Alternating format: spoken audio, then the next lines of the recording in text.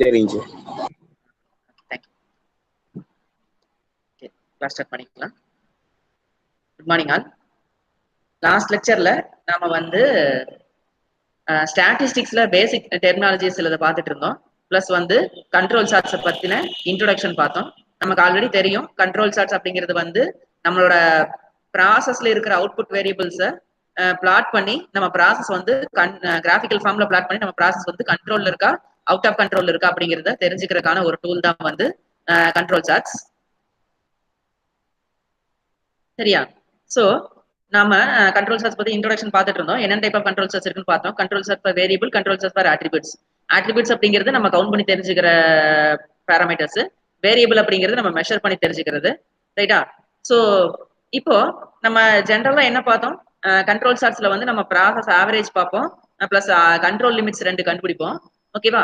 நம்மளோட sample averages எல்லாத்தையுமே வந்து அந்த கிராஃப்ல வந்து பிளாட் பண்ணுவோம்.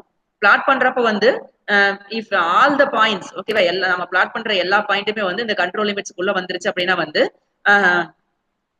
இந்த ப்ராசஸ் வந்து இன் கண்ட்ரோல் நம்ம கண்ட்ரோல் இருக்கு அப்படின்னு அர்த்தம். சப்போஸ் ஒரு பாயிண்ட் வந்து இந்த கண்ட்ரோல் லிமிட் விட்டு வெளியே போயிருச்சுன்னா கூட வந்து இந்த process is out of control அப்படின்னு அர்த்தம். சரியா? இது ஜென்ரல் தான். ஓகேவா?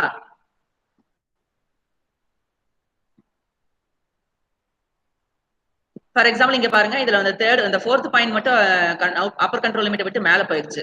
சப்போஸ் ஏதாவது பாயிண்ட் லோயர் கண்ட்ரோல் லிமிட் கீழே போச்சுனாலும் அது வந்து அவுட் ஆஃப் கண்ட்ரோல் தான். இது வந்து ஒரு ஜென்ரல் ரூல். பிளஸ் இதை தவிர சில ரூல்ஸ் இருக்கு. ஓகேவா? எல்லா பாயிண்ட்ஸுமே ஒரு சில நேரத்துல வந்து எல்லா பாயிண்ட்ஸுமே கண்ட்ரோல் லிமிட்டுக்கு உள்ளதான் இருக்கும். Appar control limit lower control limit இடையில தான் இருக்கும். பட் இருந்துமே வந்து அந்த ப்ராசஸ் வந்து அவுட் ஆஃப் கண்ட்ரோல் சொல்லுவாங்க. அது என்னன்னு பாருங்க. சில ரூல்ஸ் எல்லாம் இருக்கு. ஓகேவா? ஃபர்ஸ்ட் ரூல் என்னன்னா 2 out of 3 consecutive points fall outside the 2 sigma warning limits. ஓகேவா? ஃபார் எக்ஸாம்பிள் இங்க பாருங்க, இந்த பாயிண்ட் இந்த பாயிண்ட் இந்த பாயிண்ட், இந்த 3 அடுத்தடுத்த பாயிண்ட்ல 2 பாயிண்ட் இந்த 2 சிக்மா லைன், ஓகேவா, இந்த லைன் நான் காட்டுற லைன் தான் 2 சிக்மா லைன், இதுக்கு வெளியே போயிருச்சு. அப்படி இருந்தாலும் இந்த ப்ராசஸ் வந்து அவுட் ஆஃப் கண்ட்ரோல் தான். பாருங்க, எல்லா பாயிண்ட்ஸும் அப்பர் கண்ட்ரோல் லிமிட்டுக்கு லோயர் கண்ட்ரோல் லிமிட்டுக்கு இடையில தான் இருக்கு. பட் அடுத்தடுத்த 3 பாயிண்ட்ல 2 பாயிண்ட் வந்து 2 சிக்மா லிமிட்டுக்கு மேல வெளியே போயிருச்சு. சோ இப்படி இருந்தாலும் இந்த ப்ராசஸ் வந்து அவுட் ஆஃப் கண்ட்ரோல் தான். அப்புறம் அடுத்த ரூல் என்னன்னு பாத்தீங்கன்னா 1 சிக்மா லிமிட் ஒன்னு இருக்கு. ஓகேவா? 1 சிக்மா இந்த கண்ட்ரோல் லிமிட் ரெண்டுமே வந்து 3 sigma limit.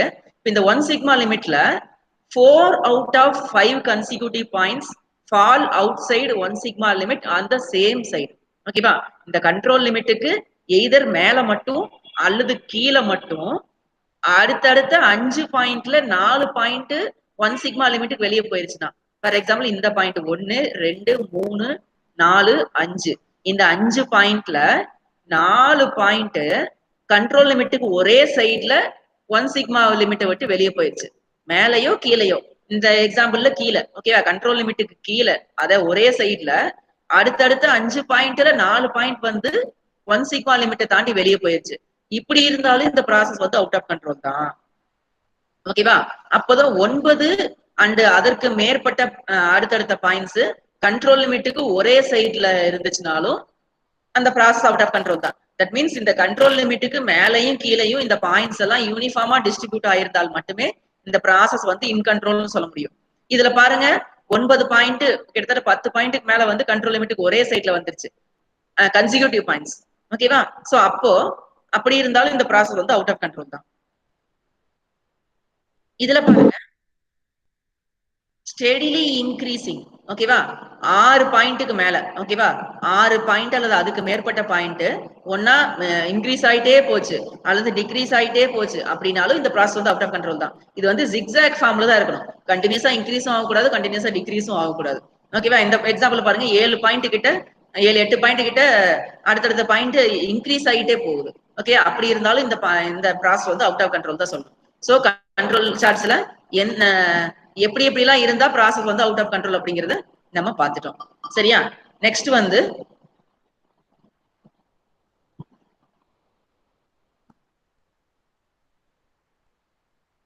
Control charts for variables பார்க்க போறோம். ஓகேவா? நம்ம ஆல்ரெடி பார்த்த மாதிரி வேரியபிள்ஸ் அப்படிங்கறத வந்து எந்தெந்த பேராமீட்டர் எல்லாம் நம்ம வந்து மெஷர் பண்ணி கண்டுபிடிக்கிறோமோ அந்த பேராமீட்டருக்கு பேரெல்லாம் வந்து variable.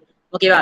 Diameter, length, breadth, time, pressure, volume, density, ஓகேவா, டெம்பரேச்சர், இந்த மாதிரி எந்தெந்த பேராமீட்டர்லாம் வந்து நம்ம மெஷர் பண்ணி தான் கண்டுபிடிக்க வேண்டி இருக்கு அப்படின்னா அந்த பேராமீட்டருக்குலாம் பேரு வேரியபிள்ஸ்னு பேரு. அந்த வேரியபிள்ஸுக்கு வரைகிற கண்ட்ரோல் சார்ட்டுக்கு பேரு வந்து கண்ட்ரோல் சார்ட்ஸ் ஃபார் வேரியபிள்ஸ். ஓகேவா, நம்ம என்னென்ன control chart for variables use பண்ண போறோம் அப்படின்னா x bar chart or average chart, R chart or range chart, S chart or standard deviation chart. ஓகேவா, இந்த மூணு தான் வந்து கண்ட்ரோல் சார்ட்ஸ் ஃபார் வேரியபிள்ஸ். ஓகேவா, ரைட். இதுல நம்ம சிலபஸ்ல எக்ஸ் பார் சார்ட்டும் ஆர் சார்ட்டும் இருக்கு. நம்ம இப்ப அது பார்க்க போறோம். ஓகேவா, first x bar chart and R chart எப்படி வரையறது அப்படிங்கறத ஒரு எக்ஸாம்பிள் வச்சு நான் சொல்லி தரேன். அதுக்கு முன்னாடி எக்ஸ் பார் சார்ட் எதுக்கு யூஸ் ஆகுது, ஆர் சார்ட் எதுக்கு யூஸ் ஆகுதுன்னு தெரிஞ்சுக்கலாம். ஆல்ரெடி நம்ம பார்த்ததான் எக்ஸ் பார் அப்படிங்கிறது மீன். ஓகேவா, ஒரு ப்ராசஸ்ல இருக்கிற எல்லா பேராமீட்டர்ஸோட மெஷர்டு பேராமீட்டர்ஸோட ஆவரேஜ் வேல்யூ. ஓகே, அந்த ஆவரேஜ் வேல்யூ எப்படி இருக்குது, எங்க இருக்குது அப்படிங்கறத பொறுத்து அந்த ப்ராசஸ் சென்டர்டா இருக்கா இல்ல லெஃப்ட் ஆர் ரைட் சைடு ஸ்கியூடா இருக்கா அப்படிங்கறத தெரிஞ்சுக்கலாம். ரேஞ்ச் அப்படிங்கிறது ஒரு ப்ராசஸ் பேராமீட்டர்ல மேக்ஸிமம் வேல்யூக்கு மினிமம் வேல்யூக்கு இருக்கிற டிஃபரன்ஸ். தட் மீன்ஸ் அந்த ப்ராசஸ் வித். ஓகேவா, சோ அதை தெரிஞ்சுக்கிறது மூலமா அந்த ப்ராசஸ் எவ்வளவு அகலமா, எவ்வளவு அந்த ப்ராசஸ் வேரியபிள் எப்படி டிஸ்பர்ஸ்டா இருக்குது, சென்டரை ஒட்டியே இருக்கா அல்லது வந்து சென்டர்ல இருந்து ரொம்ப விலகி இருக்கா அந்த வேரியபிள்ஸ் எல்லாம் அப்படிங்கறத, ஆவரேஜ் பக்கத்துலயே இருக்க ஆவரேஜ் ரொம்ப தூரமா இருக்கா அப்படிங்கறத தெரிஞ்சுக்கலாம். ஓகேவா, அது இப்போ யூஸ் ஆகுறது ரேஞ்ச் சார்ட். ஓகேவா, சோ இந்த x bar chart R chart எப்படி கன்ஸ்ட்ரக்ட் பண்றது, ஓகேவா, அதை எப்படி அப்ளை பண்றது அப்படிங்கறத நம்ம ஒரு எக்ஸாம்பிள் வச்சு டைரக்டா பாத்துடலாம். இந்த எக்ஸாம்பிள் என்ன அப்படின்னா ஒரு பிளாஸ்டிக் இன்ஜெக்ஷன் மோல்டிங் ப்ராசஸோட எக்ஸாம்பிள். ஓகேவா, பிளாஸ்டிக் இன்ஜெக்ஷன் மோல்டிங்ல என்ன பண்ணுவாங்க, பிளாஸ்டிக் பில்லட்ஸ் இருக்கும், அதை வந்து ஹை டெம்பரேச்சர்ல மெல்ட் பண்ணுவாங்க. அதோட மெல்டிங் பாயிண்ட் மெல்ட் பண்ணிட்டு என்ன பண்ணுவாங்கன்னா ஒரு மெட்டாலிக் டை இருக்கும். ஓகேவா, சோ அந்த டையில வந்து இதர் அலுமினியம், ஜிங்க், அந்த மாதிரி டைஸ் இருக்கும். ஓகேவா, அந்த டையில வந்து என்ன பண்ணுவாங்கன்னா அந்த இன்ஜெக்ஷன் மோல்டட் அந்த மோல்டன் மெட்டீரியலை வந்து ஹை ப்ரெஷர்ல ஸ்ப்ரே பண்ணுவாங்க. ஸ்ப்ரே பண்ணிட்டு அந்த டைய க்ளோஸ் பண்ணிடுவாங்க. கொஞ்ச நேரம் டைம் கொடுப்பாங்க. அந்த உள்ளுக்குள்ள இருக்கிற அந்த மோல்டன் மெட்டீரியல் வந்து சொல்டிஃபை ஆகும். ஓகேவா, சொல்டிஃபை ஆனதுக்கு அப்புறம் அதை வந்து அந்த டை ஓபன் பண்ணி அந்த பார்ட்டை வந்து எஜெக்ட் பண்ணுவாங்க. அப்ப நமக்கு என்ன ஷேப்ல என்ன டைமென்ஷன்ல தேவையோ அந்த அந்த மாதிரி ஒரு பிளாஸ்டிக் காம்போனன்ட் கிடைக்கும். ஓகேவா, அந்த பிளாஸ்டிக் காம்போனன்ட்டை எடுத்து இவங்க என்ன பண்றாங்க, வெயிட் போட்டு பாக்குறாங்க. ஓகேவா, தட் மீன்ஸ் வெயிட் போட்டு பார்த்தா என்ன தெரியும் நமக்கு, அந்த டையில இருக்கிற எல்லா கேவிட்டியுமே கம்ப்ளீட்டா ஃபில் ஆயிருச்சா, அந்த அளவுக்கு அந்த ஷார்ட் டைம்ல மெட்டீரியல் ஃபுல்லா உள்ள ஸ்ப்ரே ஆச்சா, அப்புறம் எல்லா பக்கம் போய் கேவிட்டி ஃபுல்லா ஆயிடுச்சா அப்படிங்கறதெல்லாம் நமக்கு தெரிஞ்சிடும். ஓகேவா, ஒரு காம்போனன்ட் தயாரிக்கிறதுக்கு எவ்வளவு மோல்டன் மெட்டீரியல் ஸ்ப்ரே பண்ணிருப்பாங்க அப்படிங்கிறது தெரியும். ஓகேவா, கால்குலேட் பண்ணி வச்சிருப்பாங்க. கடைசியா அந்த காம்பவுண்டோட வெயிட் போட்டு பார்த்தா அவ்வளவு மெட்டீரியல் உள்ள போய் சொல்டிஃபை ஆயிருச்சா அப்படிங்கறத நம்ம தெரிஞ்சுக்கலாம். ஓகேவா, சோ அதுக்காக என்ன பண்றாங்க, தொடர்ந்து ஒரு 40 காம்போனன்ட் எடுக்கிறாங்க. 40 காம்போனன்ட்ட என்ன பண்றாங்க, வெயிட் போட்டு பாக்குறாங்க. அத 10 சப் குரூப்பா பிரிக்கிறாங்க, சாம்பிள்ஸ். ஓகேவா, ஒரு 10 சாம்பிளா பிரிக்கிறாங்க. சாம்பிள் ஆர் சப் குரூப்னு சொல்லுவாங்க. இந்த சப் குரூப்போட சைஸ் பாத்தீங்கன்னா 4. தட் மீன்ஸ் ஒரு சாம்பிள்லயும் 4 காம்போனன்ட். ஓகேவா, இந்த வேரியபிள் சார்ட்ஸ் எப்பவுமே வந்து தனித்தனி காம்போனன்ட்டுக்கு இந்த கண்ட்ரோல் சார்ட்ஸ் யூஸ் பண்ண முடியாது. ஒரு சாம்பிளுக்கு தான் வந்து யூஸ் பண்ண முடியும். சரியா, சோ அந்த மாதிரி 10 சாம்பிள் எடுக்கிறாங்க. 10 சாம்பிள்லயும் 4 காம்பவுண்ட் எடுக்கிறாங்க. ஓகேவா, எல்லா காம்பவுண்டோட வெயிட் இங்க மென்ஷன் பண்ணிருக்காங்க. X1, X2, X3, X4ங்கிறது இந்த 4 காம்பவுண்டோட வெயிட். ஓகேவா, சரி, இதுதான் நமக்கு கிடைச்ச டேட்டா. ஓகேவா, கண்ட்ரோல் சார்ட்ஸ் வரையறதுக்கு இருக்கிற ஒரே டேட்டா இந்த 10 சாம்பிள். 10 சாம்பிள்ல ஒன்னொன்லி 4 காம்பவுண்ட், அதோட வெயிட் மட்டும் தான் நமக்கு கிடைச்ச டேட்டா. இப்ப x bar chart and R chart வரையணும் அப்படின்னா என்ன பண்ணணும் அப்படின்னா ஃபர்ஸ்ட் எக்ஸ் பார் சார்ட் மட்டும் எடுத்துப்போம். ஓகே, எக்ஸ் பார் சார்ட் வரையணும். எக்ஸ் பார்னா என்னது, மீன். ஓகேவா, என்ன பண்ணணும் அப்படின்னா ஒரு சாம்பிளோட ஆவரேஜும் கண்டுபிடிக்கணும். ஓகேவா, இப்ப எக்ஸ் ஒன் பார் அப்படின்னா என்ன அர்த்தம்னா ஃபர்ஸ்ட் சாம்பிளோட ஆவரேஜ். That means 6.35 plus 6.4 plus 6.32 plus 6.37 divided by 4. ஓகேவா, அதான் எக்ஸ் ஒன் பார் 6.36 கிடைக்குது. அதே மாதிரி எக்ஸ் டூ பார் அப்படின்னா second sample average 6.46 plus 6.37 plus 6.36 plus 6.41 divided by 4. ஏன் 4னா 4 காம்போனன்ட்ஸ் இருக்கு அதனால. ஓகேவா, சோ x2 பார் வந்து 6.4 கிடைக்குது. இந்த மாதிரி x1 பார்ல இருந்து x10 பார் வரைக்கும் இந்த 10 சாம்பிளோட ஆவரேஜும் எடுக்கிறாங்க. எடுத்ததுக்கு அப்புறம் ஆவரேஜ் ஆஃப் ஆவரேஜஸ் கண்டுபிடிக்கணும். ஓகே, ஆவரேஜ் ஆஃப் ஆவரேஜ்னா இந்த 10 ஆவரேஜோட ஆவரேஜ். ஓகே, அப்ப 6.36 plus 6.4 plus etc 6.4 divided by 10. ஓகேவா, அதான் x டபுள் பார். ஓகேவா, சோ இப்போ இது வந்து ஆவரேஜ் ஆஃப் ஆவரேஜஸ். இப்போ எக்ஸ் டபுள் பார் கண்டுபிடிச்சாச்சு. ஓகேவா? இந்த ஆர் பார் அப்புறம் பார்க்கலாம். சரியா? ஃபர்ஸ்ட் எக்ஸ் பார் சார்ட் மட்டும் பார்த்துடலாம். சோ இப்போ எக்ஸ் டபுள் பார் கண்டுபிடிச்சிருக்கோமா? நெக்ஸ்ட் என்ன பண்ணணும்? ஒரு கிராஃப் வரைய ஆரம்பிக்கணும். ஓகேவா? கிராஃப்ல எக்ஸ் ஆக்சிஸ்ல இந்த சாம்பிள் நம்பர்ஸ் மென்ஷன் பண்ணிக்கணும். 1 2 3 4 5 6 7 8 9 10 10 சாம்பிள் இருக்கு. y ஆக்சிஸ்ல அந்த எக்ஸ் பார் வேல்யூஸ், ஓகேவா? 10 சாம்பிளோட எக்ஸ் பார் வேல்யூ தனித்தனியா நம்ம கண்டுபிடிச்சோம்ல, அந்த வேல்யூஸை இங்க வந்து மென்ஷன் பண்ணி இத வந்து பிளாட் பண்ணிக்கணும். ஓகேவா? சோ ஃபர்ஸ்ட் சாம்பிளோட எக்ஸ் பார் x1 பார் இங்க பிளாட் பண்ணணும். செகண்ட் சாம்பிளோட x2 பார், தேர்ட் சாம்பிளோட x3 பார், ஃபோர்த் சாம்பிளோட x பார் x4 பார், இது எல்லாத்தையும் பிளாட் பண்ணி ஸ்ட்ரைட் லைன்ஸ்ல ஜாயின் பண்ணிக்கணும் ஃபர்ஸ்ட். ஓகேவா?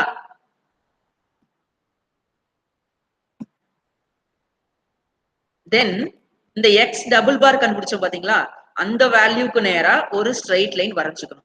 ஓகே, ஃபர்ஸ்ட் இந்த லைன் தான் வரையணும். ஓகே, எக்ஸ் டபுள் பார் கண்டுபிடிச்சோம் பாத்தீங்களா, அந்த வேல்யூ 6.422, அது 6.4க்கு 6.45 நடுவுல இருக்கு. சோ அதுக்கு நேரா ஒரு ஸ்ட்ரைட் லைன் வரைஞ்சுக்கணும். This line is called centre line. ஓகேவா? இந்த லைனுக்கு பேர் தான் சென்டர் லைன். சரியா?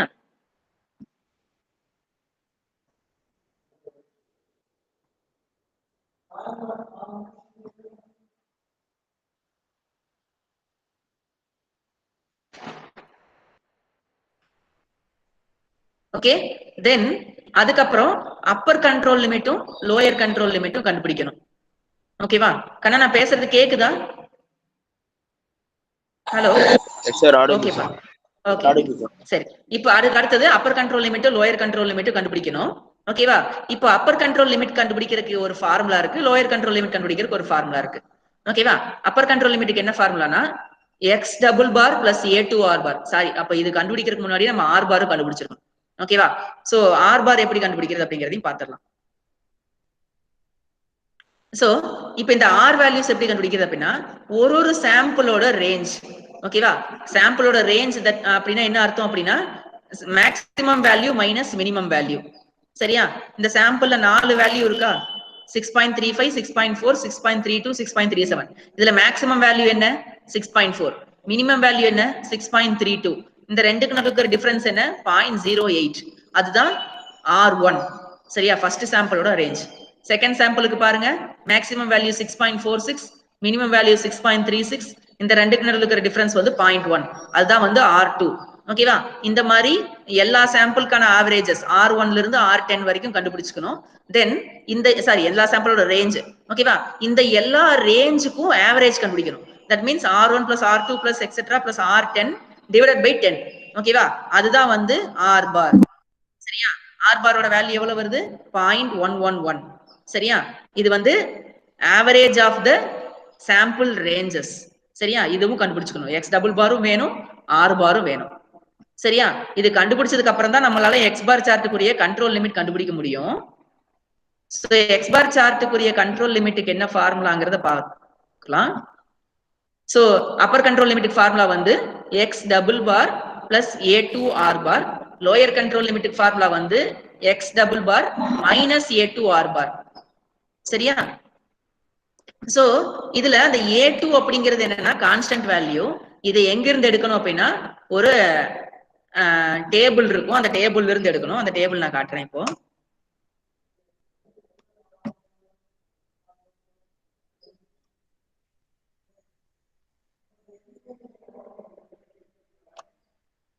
One second.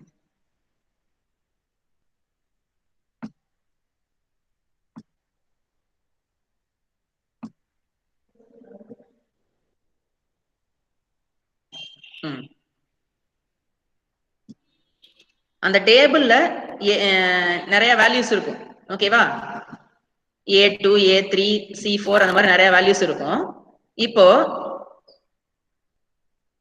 இந்த டேபிள் விசிபிளா இருக்கும்னு நினைக்கிறேன்.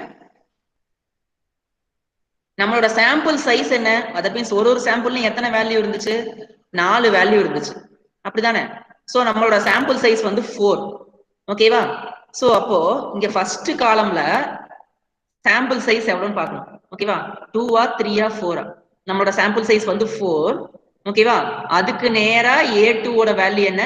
0.729. ஓகேவா ரைட் சோ அப்ப இப்ப நமக்கு வந்து நம்மளோட ப்ராப்ளம்க்கு A2 ஓட வேல்யூ வந்து 0.729 அந்த வேல்யூ அங்க யூஸ் பண்ணிக்கணும் சரி So, upper control limit equal to x double bar plus a2 r bar. X double bar value நம்ம calculate பண்ணிருக்கோம் 6.422. a2 ஓட வேல்யூ டேபிள்ல இருந்து எடுத்திருக்கோம் 0.729. r bar வேல்யூ calculate பண்ணிருக்கோம் 0.111. So, upper control limit வந்து 6.503. இந்த 6.503 க்கு நேரா கிராஃப்ல வந்து ஒரு லைன் வரைஞ்சுக்கணும் ஓகேவா இதுதான் upper control limit similarly lower control limit formula வந்து x double bar minus a2 bar இதுல எல்லா வேல்யூ சப்ஸ்டிட் பண்ணி 6.341 கிடைக்குது சோ 6.341க்கு நேரா லோயர் கண்ட்ரோல் லிமிட் லைன் வரைஞ்சுக்கணும் இப்போ இந்த கிராஃப்ல நம்ம பார்க்கணும் சரியா எல்லா பாயிண்ட்ஸும் இந்த அப்பர் கண்ட்ரோல் லிமிட்டுக்கு லோயர் கண்ட்ரோல் லிமிட்டுக்கு இடையில வந்துருச்சான்னு சரியா இந்த ரெண்டு பாயிண்ட் வரல அப்போ இந்த ப்ராசஸ் எல்லாம் இந்த ப்ராசஸ் சாரி இந்த ஒரு பாயிண்ட் வரல சரியா அப்போ இந்த process is out of control சரியா இது ஒரு பக்கம் வச்சுக்கோங்க சிமிலர்லி ஆர் சார்ட் வரையணும் ஓகேவா ஆர் சார்ட்டுக்கு நம்ம ஃபர்ஸ்ட் என்ன பண்ணணும் அப்படின்னா ஆர் பார்க்கு எக்ஸ் ஆக்சிஸ்ல இந்த சாம்பிள் நம்பர் எழுதிக்கணும் ஒய் ஆக்சிஸ்ல ஒரு R1 R2 R3 அந்த கண்டுபிடிச்சு பாத்தீங்களா ஒரு சாம்பிளுக்கு ரேஞ்சு அதை வந்து பிளாட் பண்ணிக்கணும் ஓகேவா தென் இந்த இந்த ரேஞ்ச் வேல்யூஸ் எல்லாம் ஃபர்ஸ்ட் சாம்பிளோட R1 செகண்ட் சாம்பிளோட R2 தேர்ட் சாம்பிளோட R3 எல்லாத்தையும் பிளாட் பண்ணிக்கணும் பிளாட் பண்ணதுக்கு அப்புறம் ஆர் பார் கண்டுபிடிச்சோம் தெரியுமா அந்த ஆர் பார் 0.11 கண்டுபிடிச்சோமா அதுக்கு நேரா ஒரு லைன் வரைஞ்சுக்கணும் இதுதான் வந்து central line for R chart ஓகேவா ஆர் சார்ட்டுக்கும் upper control limit lower control limit கண்டுபிடிக்கணும் ஓகேவா அதுக்கும் ஃபார்முலா இருக்கு upper control limit for R சார்ட்டுக்கு ஃபார்முலா என்னன்னா D4 R bar lower control limit for R சார்ட்டுக்கு ஃபார்முலா வந்து D3 ஆர் பார் இந்த D4 D3 வந்து சேம் டேபிள்ல இருந்து தான் எடுக்கணும் அதை நான் காமிக்கிறேன்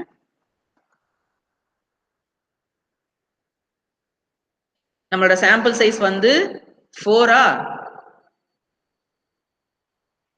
D4 for 4 2 3 4 D4 value 2.284 D3 value வந்து 0 ஓகேவா சாம்பிள் சைஸ் 4 க்கு D4 value 0 sorry 2.284 D3 value வந்து 0 இது நம்ம அங்க சப்ஸ்டிட்யூட் பண்ணணும்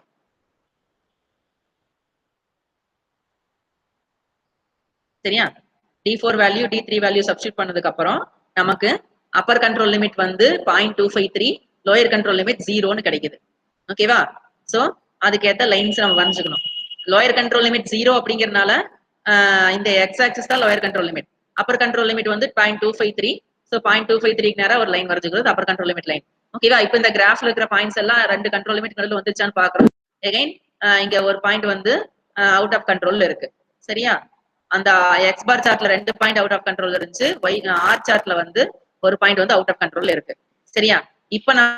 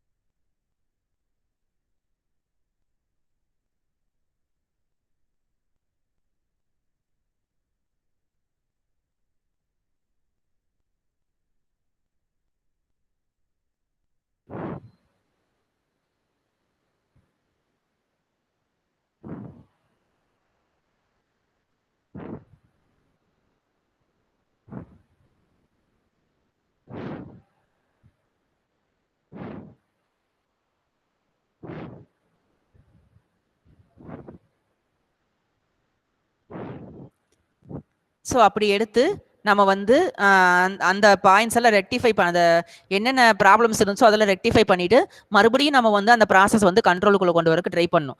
இப்போ அப்படி கண்ட்ரோலுக்குள்ள கொண்டு வரக்கு மறுபடியும் ட்ரை பண்ணும்போது மறுபடியும் இந்த கண்ட்ரோல் லிமிட்ஸ் எல்லாம் மாறும். ஏன்னா வந்து நம்ம அந்த 9.3 இருந்தது இப்போ நம்ம வந்து 9.6 ஆக்கியிருப்போம். 10.7 இருந்தது இப்போ 10.2 ஆக்கியிருப்போம். அல்லது வந்து என்ன பண்ணுவோம்னா அந்த மூணு சாம்பிளையும் விட்டுட்டு மீதியை வந்து செக் பண்ணுவோம். மீதி மட்டும் எடுத்து செக் பண்ணி அந்த ப்ராசஸ் வந்து கண்ட்ரோல் இருக்கான்னு பார்ப்போம். அப்ப என்ன பண்ணணும் அப்படின்னா இப்போ எந்தெந்த சாம்பிள் வந்து அவுட் ஆஃப் கண்ட்ரோல்னு பாருங்க. சரியா?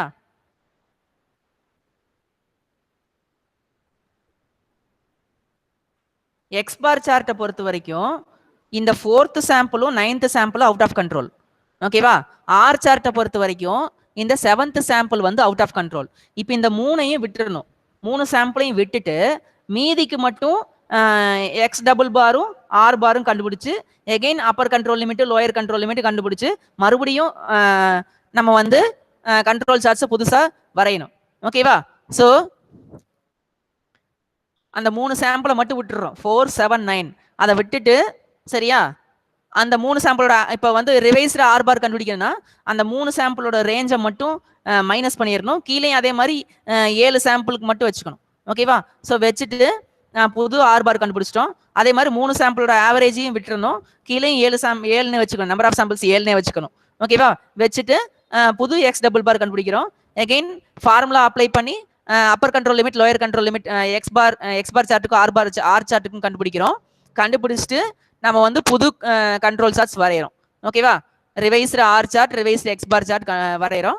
வரைஞ்சு பிளாட் பண்ணி பார்க்கும்போது இந்த எல்லா பாயிண்ட்ஸுமே வந்து இந்த 7 சாம்பிள் பாயிண்ட்ஸுமே வந்து நமக்கு வித்தின் த கண்ட்ரோல் லிமிட்ஸ் இருக்குது அப்படிங்கிறது நமக்கு தெரியுது. ஸோ இப்போ நம்ம ப்ராசஸை கண்ட்ரோல்குள்ள கொண்டு வந்துட்டோம். ஓகேவா?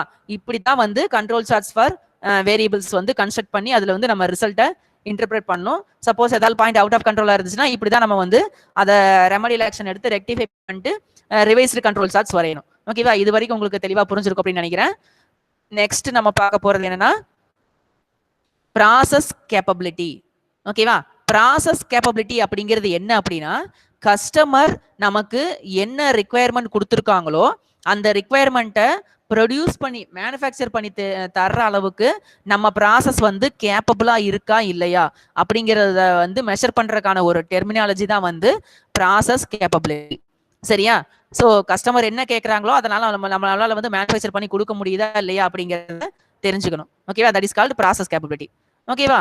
ஸோ கண்ணா இந்த பிடிஎஃப் உங்களுக்கு விசிபிளா இருக்கா? யாராவது ரெஸ்பாண்ட் பண்ணுங்க. ஓகேப்பா, சரி. அப்படி ப்ராசஸ் கேப்பபிலிட்டியை பத்தி படிக்கிறதுக்கு முன்னாடி நமக்கு ஸ்பெசிஃபிகேஷன் லிமிட் அப்படின்னா என்ன, கண்ட்ரோல் லிமிட்டுக்கும் ஸ்பெசிஃபிகேஷன் லிமிட்டுக்கும் என்ன வித்தியாசம் அப்படிங்கிறது தெளிவா புரியணும். ஓகேவா? இவ்வளவு நேரம் கண்ட்ரோல் லிமிட்னு பார்த்துட்டு இருந்தோம். ஓகேவா? அந்த கண்ட்ரோல் லிமிட் நம்ம கால்குலேட் பண்ணதா கஸ்டமர் நமக்கு கொடுத்ததா? நாம தான் கால்குலேட் பண்ணோம். ஓகேவா? நம்மளே வந்து ப்ராசஸ் பண்ணோம். அந்த ப்ராசஸ்ல இருந்து வெளியே வந்த காம்பவுண்டோட வெயிட்டை போட்டோம். வெயிட் போட்டு அப்புறம் அதோட ரேஞ்ச் கண்டுபிடிச்சோம், ஆவரேஜ் கண்டுபிடிச்சோம், ஆவரேஜ் ஆஃப் ரேஞ்சஸ் கண்டுபிடிச்சோம், ஆவரேஜ் ஆஃப் ஆவரேஜஸ் கண்டுபிடிச்சோம். அப்புறம் டேபிள்ல இருந்து A2, D3, D4 வேல்யூஸ் எடுத்தோம். தென் நம்மளே தான் Appar control limit lower control limit calculate பண்ணோம். ஓகேவா? கண்ட்ரோல் லிமிட் அப்படிங்கிறது ஆக்சுவலா ஒரு ப்ராசஸ் நடந்து அதிலிருந்து கிடைச்ச டேட்டாவை வச்சு தென் அது அப்புறம் வந்து நம்ம டேபுலேட்டட் வேல்யூஸ் எடுத்து நம்மளா கால்குலேட் பண்ற வேல்யூ தான் வந்து கண்ட்ரோல் லிமிட். ஓகேவா? ஆக்சுவல் ப்ராசஸோட அவுட்புட் தான் control limit. But specification limit அப்படிங்கிறது என்ன அப்படின்னா கஸ்டமர் ஸ்பெசிஃபை பண்றது. ஓகேவா? எனக்கு இந்த காம்பவுண்டோட வெயிட் இந்த ரேஞ்சில இருந்து இந்த ரேஞ்ச் வரைக்கும் இருக்கணும், எனக்கு இந்த காம்பவுண்டோட டயாமீட்டர் இந்த ரேஞ்சில இருந்து இந்த ரேஞ்ச் வரைக்கும் இருக்கணும் அப்படின்னு கஸ்டமர் நமக்கு ஸ்பெசிஃபை பண்ணுவாங்க. பாத்தீங்களா? That is called specification limit. Control லிமிட்ங்கிறது நடந்த ப்ராசஸ்ல இருந்து நம்ம கால்குலேட் பண்றது. ஸ்பெசிஃபிகேஷன் லிமிட் அப்படிங்கிறது ப்ராசஸ் ஆரம்பிக்கிறதுக்கு முன்னாடியே டிசைன் ஸ்டேஜ்லயே கஸ்டமர் வந்து தன்னோட ரிக்குவயர்மெண்ட்டை கம்பெனிட்ட மேனுஃபேக்சரர்கிட்ட சொல்றது. ஓகேவா?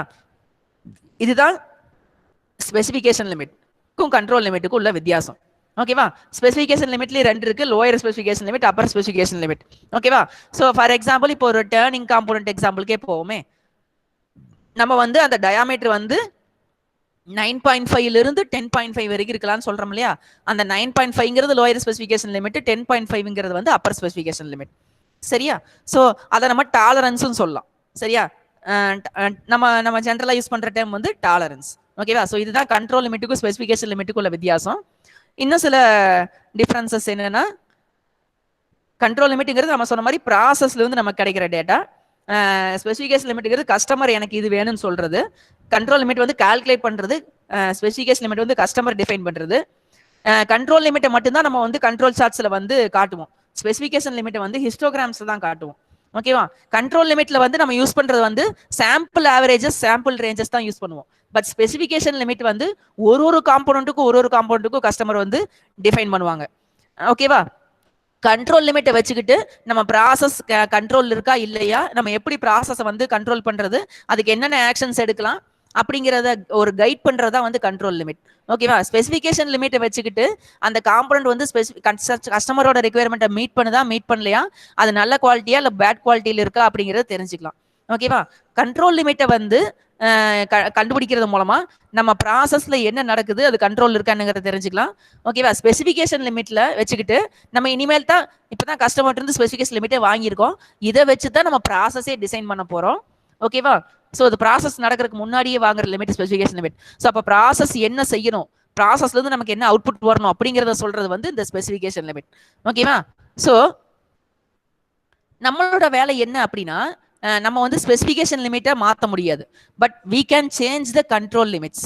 ஓகேவா? நம்ம வந்து ப்ராசஸை கண்ட்ரோலில் கொண்டு வந்து ப்ராசஸில் சில மாடிஃபிகேஷன்ஸ் பண்ணி நம்மளால வந்து கண்ட்ரோல் லிமிட்ஸை சேஞ்ச் பண்ண முடியும். In order to match with the specification limit of the customer. கஸ்டமரோட ஸ்பெசிஃபிகேஷன் லிமிட்டும் நம்மளோட கண்ட்ரோல் லிமிட்டும் ஓரளவுக்கு மேட்ச் ஆச்சு அப்படின்னா நம்மளால கஸ்டமர் கேட்குற ரெக்யர்மெண்ட்டை சாட்டிஸ்ஃபை பண்ண முடியும். ஓகேவா? ஸோ நம்மளால கண்ட்ரோல் லிமிட்ஸ் தான் கை வைக்க முடியும், ஸ்பெசிஃபிகேஷன் லிமிட்டை ஒன்றுமே பண்ண முடியாது. ஓகேவா? ஸோ இப்படி வந்து கண்ட்ரோல் லிமிட்டுக்கும் ஸ்பெசிஃபிகேஷன் லிமிட்டுக்கும் இந்த மாதிரி கான்செப்ட்லேயே டிஃபரன்ஸ் இருக்கிறனால தான் எப்பவுமே கண்ட்ரோல் லிமிட்டை மட்டும்தான் வந்து கண்ட்ரோல் சார்ட்ஸில் காமிப்பாங்க. ஸ்பெசிஃபிகேஷன் லிமிட்டை வந்து கண்ட்ரோல் சார்ட்ஸில் டிஸ்பிளே பண்ண மாட்டாங்க. ஓகேவா? அது டிஸ்பிளே பண்ணால் குழப்பங்கள் வரும். ஓகேவா? ஸோ இப்போ நம்ம கண்ட்ரோல் லிமிட்னா என்ன அப்படிங்கிறத தெரிஞ்சுக்கிட்டோம். சரியா? ஸ்பெசிஃபிகேஷன் லிமிட் அப்படிங்கிறது என்னன்னு தெரிஞ்சுக்கிட்டோம். ரெண்டுக்கு நடுவில் இருக்க பேசிக் டிஃபரன்ஸ் என்னங்கிறதையும் தெரிஞ்சுக்கிட்டோம். ஓகேவா? நெக்ஸ்ட் நம்ம பார்க்க போகிறது ப்ராசஸ் கேப்பபிலிட்டி. ஓகேவா? ப்ராசஸ் கேப்பபிலிட்டி அப்படிங்கிறது வந்து என்ன அப்படின்னா, நம்மளோட ப்ராசஸ் கஸ்டமரோட ரிக்வயர்மெண்ட்டை சாட்டிஸ்ஃபை பண்ற அளவுக்கு நல்ல குவாலிட்டியில காம்போனன்ட்ஸை தயாரிச்சு தருதா அப்படிங்கிறத நம்ம வந்து கண்டுபிடிக்கிறதுக்கு யூஸ் ஆகிறது தான் வந்து ப்ராசஸ் கேப்பபிலிட்டி. சரி, கஸ்டமரோட ரிக்வயர்மெண்ட்டை சாட்டிஸ்ஃபை பண்ணுதா அப்படின்னா என்ன அர்த்தம் அப்படின்னா, நம்ம தயாரிக்கிற எல்லா காம்போனன்ட்டோட அந்த பேராமீட்டர்ஸும் 6 சிக்மா லெவலுக்குள்ள வந்துடணும். ஓகேவா? 6 சிக்மா லெவல்னா என்ன அர்த்தம்? ஓகேவா? Only 3.4 defects per million. ஓகேவா? அல்லது 99.7% of components are good. Okay, அப்படிங்கிற லெவலுக்குள்ள வந்துடணும். அப்படி இருந்ததுன்னா நம்ம ப்ராசஸ் வந்து கேப்பபிள் அப்படின்னு அர்த்தம். சரியா? நம்மளோட கண்ட்ரோல் லிமிட்ஸும் ஸ்பெசிஃபிகேஷன் லிமிட்ஸும் மேட்ச் ஆகுது அப்படின்னு அர்த்தம். சரியா? அப்போ இந்த process capability is nothing but 6 sigma. ஓகேவா? So that means 99.7% of the components are good. ஓகேவா? Only 0.3% are bad. ஓகேவா? ஸோ அதுதான் வந்து ப்ராசஸ் கேப்பபிலிட்டி. இந்த ப்ராசஸ் கேப்பபிலிட்டி நியூமரிக்கலாக கால்குலேட் பண்ணுறதுக்கு ஃபார்முலா இருக்கு. Upper specification limit minus lower specification limit divided by 6 sigma. இந்த 6 சிக்மா அப்படிங்கிறது நம்மளோட ப்ராசஸ் வித். ஓகேவா? இந்த டிஃபரன்ஸ் வந்து கஸ்டமரோட டெஃபனிஷன். ஓகேவா? இந்த ரெண்டுக்கு நடுவில் இருக்கிற ரேஷியோ தான் வந்து ப்ராசஸ் கேப்பபிலிட்டி. ஓகேவா? இப்போ இந்த ப்ராசஸ் கேப்பபிலிட்டியை அதிகப்படுத்துறது தான் நம்மளோட நோக்கமாக இருக்கணும். ஓகேவா? ஸோ ப்ராசஸ் கேப்பபிலிட்டி 1 விட அதிகமாக இருந்துச்சுன்னா process is capable of meeting the requirements of customer அப்படின்னு அர்த்தம். ப்ராசஸ் கேப்பபிலிட்டி 1 விட கம்மியாக இருந்துச்சு அப்படின்னா process is not capable enough to meet the requirements of the customer அப்படின்னு அர்த்தம். சரியா? ஸோ இதை நம்ம டயக்ராமேட்டிக்கா இங்க பார்க்கலாம்.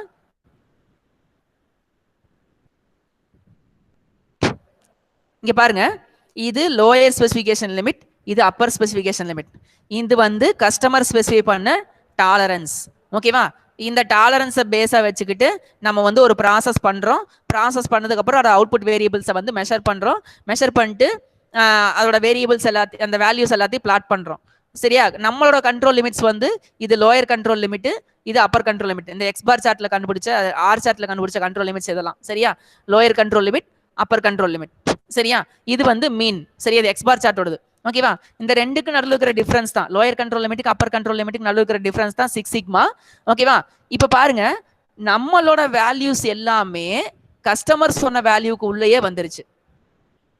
ஆல்சோ இந்த எக்ஸ் மீன் வந்து சென்டர்டா இருக்கு. So this process is capable அப்படின்னு அர்த்தம். சரி, ஆல்சோ சென்டர்டு அப்படின்னு அர்த்தம். சரியா? இதுலயும் பாருங்க, lower control limit, upper control limit, lower specification limit, upper specification limit. இந்த ரெண்டு ஸ்பெசிஃபிகேஷன் லிமிட்டுக்குள்ள நம்மளோட கண்ட்ரோல் லிமிட், நம்மளோட வேரியபிள்ஸ் எல்லாம் வேல்யூஸ் எல்லாமே வந்துருச்சு. இதுவும் கேப்பபிள் ப்ராசஸ் தான், பட் நாட் சென்டர்டு. ஓகேவா? அந்த எக்ஸ் பார் வேல்யூ சென்டர்ல இல்ல, ஒரு பக்கம் ரைட் சைடு ஸ்கியூ ஆயிருக்கு. ஓகேவா?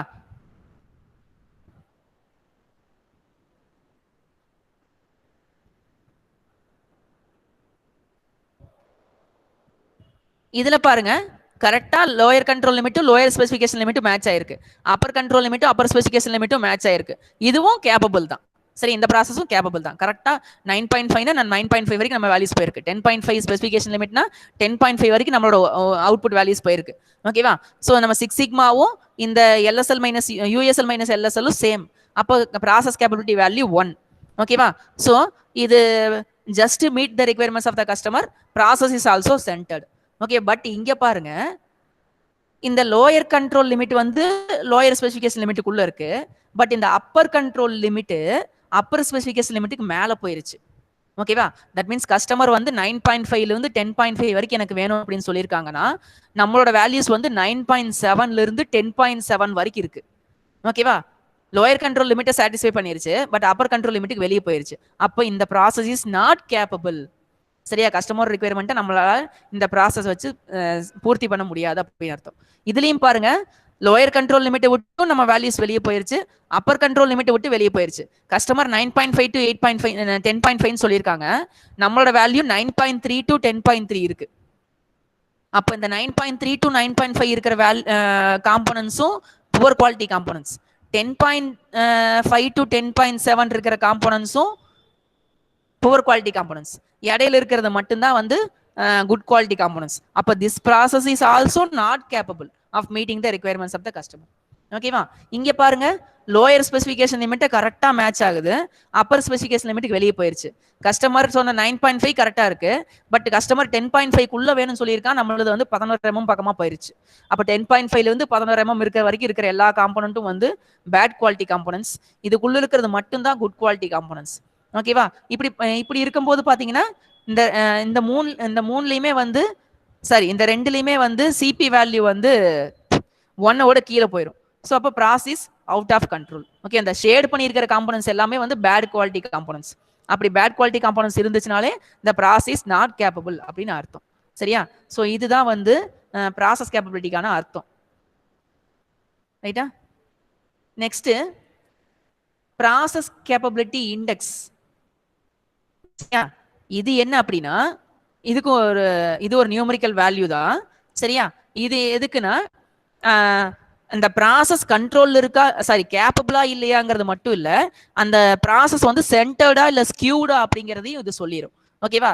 இதுக்கு என்ன ஃபார்முலா அப்படின்னா, upper specification limit minus x bar divided by 3 sigma or x bar minus lower specification limit divided by 3 sigma. இந்த ரெண்டோட மினிமம் வேல்யூ தான் வந்து ப்ராசஸ் கேப்பபிலிட்டி இண்டெக்ஸ். மறுபடியும் இந்த பிக்டோரியல் ரெப்ரசன்டேஷனுக்கே போவோம். சரியா? இங்க வந்து இது அப்பர் ஸ்பெசிஃபிகேஷன் லிமிட், இது வந்து எக்ஸ் பார். சரியா? இந்த ரைட்டா, இது வந்து லோயர் ஸ்பெசிஃபிகேஷன் லிமிட். இப்போ என்ன பண்ணோம் அப்படின்னா, சிபிகே கண்டுபிடிக்கிறதா இந்த டிஃபரன்ஸ் அப்பர் ஸ்பெசிஃபிகேஷன் லிமிட்டுக்கும் எக்ஸ் பாருக்கு நடுவில் இருக்கிற டிஃபரன்ஸை கால்குலேட் பண்ணி டிவைடட் பை இந்த value 3 sigma. That means x பார்ல இருந்து இந்த அப்பர் கண்ட்ரோல் லிமிட் வரைக்கும் இருக்கிற வேல்யூ வந்து 3 சிக்மா. சரியா?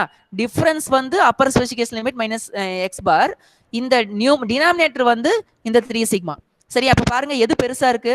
எக்ஸ் பார் மைனஸ் யூஎஸ்எல் தான் பெருசா இருக்கு, 3 சிக்மாங்கிறது சின்னதா இருக்கு. அப்ப இதோட வேல்யூ ஆட்டோமேட்டிக்கா 1க்கு மேல போயிடும். ஓகேவா?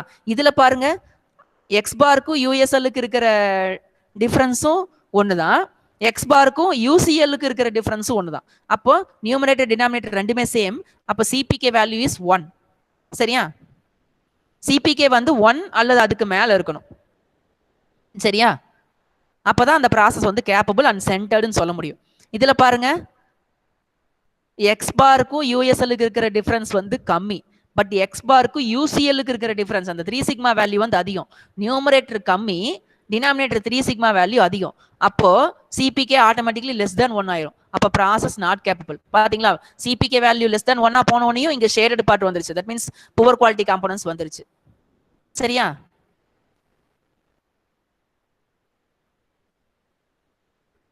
இதுலயும் அதே மாதிரி தான். கீழேயும் பாருங்க, எக்ஸ் பாருக்கும் யூஎஸ்எல்லுக்கு இருக்கிற டிஃபரன்ஸ் இவ்வளவுதான். பட் 3 சிக்மா வேல்யூ இவ்வளோ தூரம் இருக்கு. அப்போ நியூமரேட்டர் ரொம்ப சின்னதா இருக்கு, டினாமினேட்டர் ரொம்ப பெருசா இருக்கு. அப்போ ஆப்வியஸ்லி சிபிகே வேல்யூ வந்து 1 விட கம்மியா வந்துருச்சு. அப்போ இங்கேயும் ப்ராசஸ் நாட் கேப்பபிள். ஓகேவா? ஸோ இந்த சிபிகே வேல்யூ வச்சு நம்ம வந்து ப்ராசஸ் கேப்பபிளா இல்லையா அப்படிங்கிறத சொல்லிடலாம். சிபிகே பத்தின சில விஷயங்கள் பாருங்க. சிபிகே வந்து ஒன்னா இந்த சிபி வேல்யூக்கு ஈக்குவலா இருக்கும் அல்லது சிபி வேல்யூவோட கம்மியா இருக்கும். சிபியும் சிபிகேவும் வேல்யூவா ஈக்குவலா இருந்துச்சுன்னா இந்த ப்ராசஸ் இஸ் சென்டர்டு. ஓகேவா? CPK greater than 1 process capable. CPK less than 1 process is not capable. ஓகேவா? சிபிகே ஈக்குவல் டு 1 கரெக்டா கஸ்டமர் என்ன சொல்றானோ அப்படியே மேட்ச் ஆகுது அப்படின்னு அர்த்தம். அதுவும் கேப்பபிள் தான். சரியா? கஸ்டமர் சொன்னதை விட நம்ம வந்து சுப்பீரியர் குவாலிட்டிலேயே நம்மளால கொடுக்க முடியல. கஸ்டமர் சொன்னதை மேட்ச் பண்ண முடியாமையும் போகல. கரெக்டா கஸ்டமர் என்ன சொன்னாலும் அப்படியே டெலிவர் பண்றோம். அதுவும் கேப்பபிள் தான். சரியா? ஸோ இதெல்லாம் சிபிகே வேல்யூ பத்தின சில விஷயங்கள். சரியா? இப்போ நம்ம இது எல்லாத்தையும் டீட்டெயில்டா தெரிஞ்சுக்கிறதுக்கு நம்ம ஒரு எக்ஸாம்பிள் ப்ராப்ளம் பார்த்தோம்னா நமக்கு தெளிவா புரிஞ்சிடும். சரியா?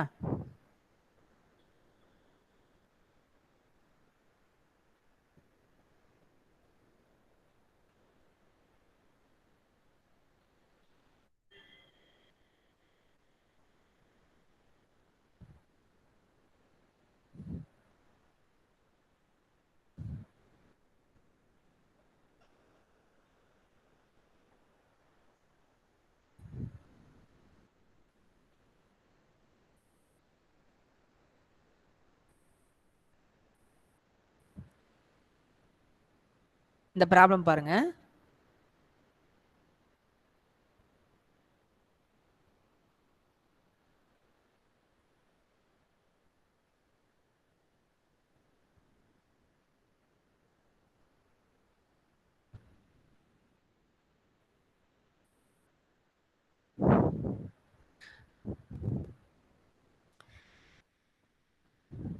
இது வந்து ஒரு கெமிக்கல் கண்டெய்னர்ல ஆட்டோமேட்டிக்கா அந்த கெமிக்கலை ஃபில் பண்ற ஒரு ப்ராசஸ். ஓகேவா? ஃபார் எக்ஸாம்பிள் நம்மளோட கோகோ கோலா கம்பெனி வச்சுக்கோங்களேன். கோகோ கோலா பாட்லிங் பிளான்ட் இருக்கு. ஓகேவா?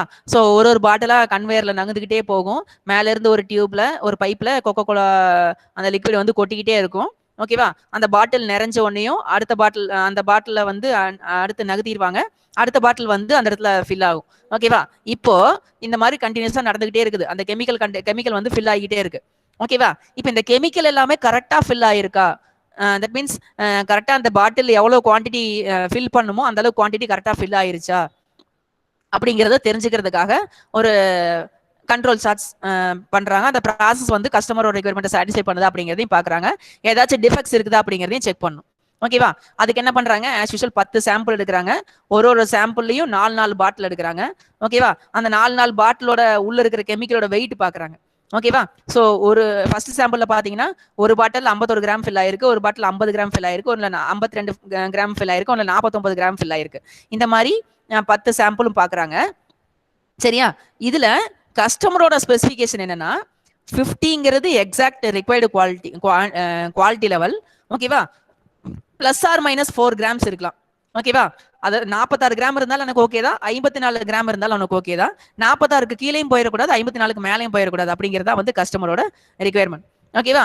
இதை வந்து அந்த ப்ராசஸ் சாட்டிஸ்ஃபை பண்ணுதா அப்படிங்கிறத நம்ம கண்ட்ரோல் சார்ட்ஸ் யூஸ் பண்ணி செக் பண்ணணும். ஓகேவா? இப்போ நம்ம கிட்ட x bar chart R bar chart எப்படி வரையணுங்கிறது அப்படிங்கிறது நமக்கு தெளிவா தெரியும். அதனால அந்த இதை வந்து நம்ம ஸ்கிப் பண்ணிடலாம். சரியா? ஸ்கிப் பண்ணிட்டு டைரக்டா நம்ம அந்த சார்ட் அந்த கிராஃப் எப்படி இருக்கு அப்படிங்கிறத பாத்திரலாம். சரியா? ஒரு முக்கியமான விஷயம், இந்த ப்ராசஸ் கேப்பபிலிட்டி அப்படிங்கிறது எப்போ யூஸ் ஆகும் அப்படின்னா, இந்த எக்ஸ் பார் சார்ட்டும் ஆர் சார்ட்டும் வரைஞ்சு அந்த ப்ராசஸ் கேப்பபிள் தான் அப்படின்னு தெரிஞ்சதுக்கு அப்புறம் தான் இந்த ப்ராசஸ் கேப்பபிலிட்டியே கையில் எடுப்பாங்க. இந்த எக்ஸ் பார் ஆர் சார்ட்லயே இந்த ப்ராசஸ் வந்து அவுட் ஆஃப் கண்ட்ரோல் அப்படின்னு தெரிஞ்சிருச்சு, அவுட் ஆஃப் கண்ட்ரோல் அப்படின்னு தெரிஞ்சிருச்சுன்னா இந்த ப்ராசஸ் கேப்பபிளா இல்லையா அப்படிங்கிறத ஸ்டடி பண்ண வேண்டிய அவசியமே இல்லை. அந்த ப்ராசஸை மறுபடியும் மாடிஃபை பண்ணிட்டு அதை கண்ட்ரோலுக்கு கொண்டு வந்ததுக்கு அப்புறம் தான் கேப்பபிலிட்டியே ஸ்டடி பண்ணுவாங்க. ஓகேவா? கண்ட்ரோல் வேற, கேப்பபிலிட்டி வேற. சரியா?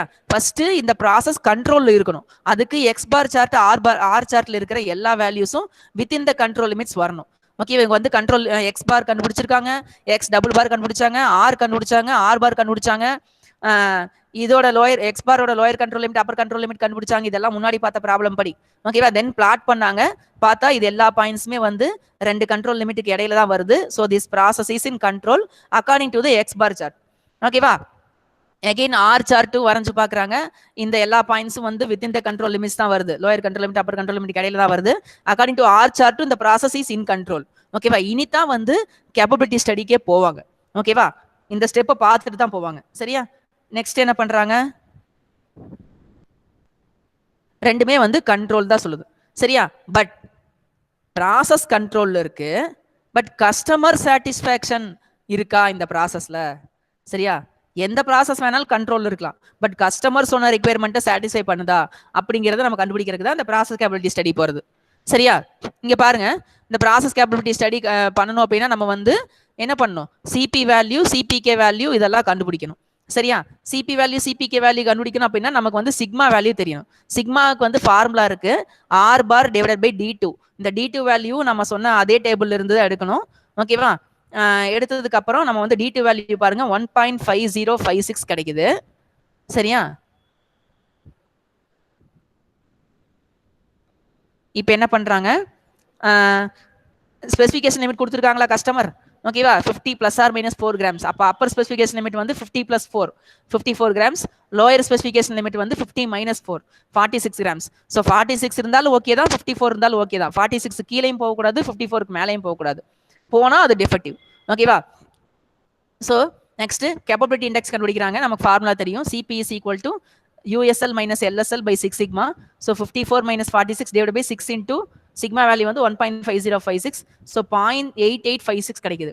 அப்போ 0.8856 கிடைக்குதுன்னா என்ன அர்த்தம்? CP value is less than 1. அப்போ less than 1 இருந்தால் process is not capable. சரியா? கஸ்டமரோட ரிக்வயர்மெண்ட்டை சாட்டிஸ்ஃபை பண்ற அளவுக்கு இந்த ப்ராசஸ் இல்லை அப்படின்னு அர்த்தம். சரியா?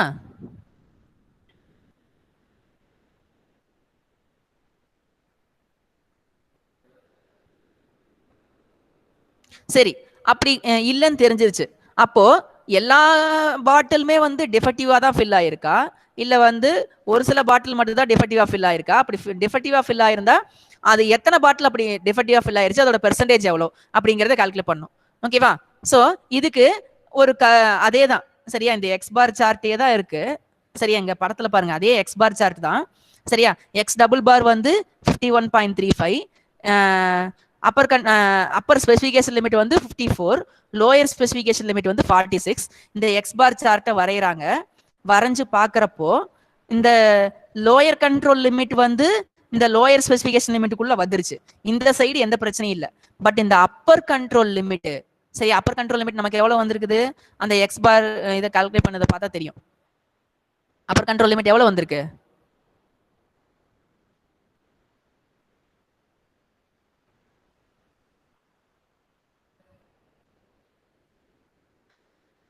$53.649.1.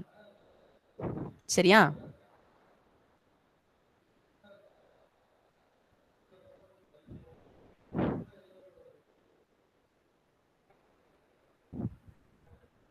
ஸோ இந்த கண்ட்ரோல் லிமிட்ஸ் வந்து இந்த ஸ்பெசிஃபிகேஷன் லிமிட்டை விட்டு வெளியே போயிருச்சு.